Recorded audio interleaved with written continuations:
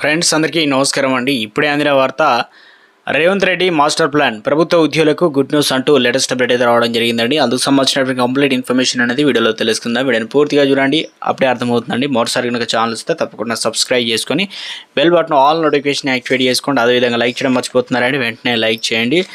ఇక లేట్ చేయకుండా వీరిలోకైతే వెళ్ళిపోదామండి. మనం సీఎం రేవంత్ రెడ్డి సర్కారు మరో సంచలన నిర్ణయం తీసుకోనుంది.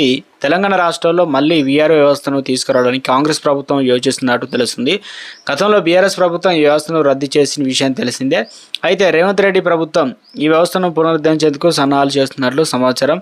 తెలంగాణ ఉద్యోగులకు ఐకాస చైర్మన్ లచ్చిరెడ్డి చేసినటువంటి కీలక వ్యాఖ్యలు ఈ వార్తలకు బలం అయితే చేకూరుస్తుంది. త్వరలోనే వీఆర్ఓలకు తీపి కబురు వింటారు అని ఆయన ప్రకటించారు. బీఆర్ఎస్ ప్రభుత్వ కాలంలో అప్పటి సీఎం కేసీఆర్ వీఆర్ఓ వ్యవస్థను రద్దు చేశారు. వ్యవస్థ ద్వారా రెవెన్యూ శాఖలో అవినీతి పెరిగిపోయిందని ఆయన ఆరోపించారు. వీఆర్ఓలను వివిధ శాఖల్లో సర్దుబాటు చేయడం ద్వారా సమస్యలను పరిష్కరించాలని భావించారు. అయితే ఈ నిర్ణయంపైన అప్పట్లో తీవ్ర విమర్శలు అయితే వచ్చాయి. ఇప్పుడున్న సీఎం రేవంత్ రెడ్డి ప్రభుత్వం వీఆర్ఓ వ్యవస్థను పునరుద్ధరించడానికి చర్యలు తీసుకుంటున్నట్టు తెలుస్తుంది. పబ్లిక్ సర్వీస్ కమిషన్ ద్వారా ఎంపికైన వీఆర్ఓలకు నేరుగా బాధ్యతలు అప్పగిస్తారు. మిగతా పోస్టుల కోసం రాత పరీక్షలు నిర్వహిస్తారని సమాచారం. ప్రస్తుత రాష్ట్రంలో 3,000 మంది వీఆర్ఓలు అయితే ఉన్నారు. కొత్తగా మరో 8,000 పోస్టును భర్తీ చేయాలని భావిస్తున్నారు. రాష్ట్రంలో 10,909 రెవెన్యూ గ్రామాలకు వీఆర్ఓలు అయితే నియమించనున్నారన్నమాట. ఇటు ఉద్యోగులకు, ఇటు కొత్తగా జాబ్ కోసం ఎదురు చూస్తున్న వరకు CM Revanth Reddy good news చెప్పినట్లే అవుతుందండి.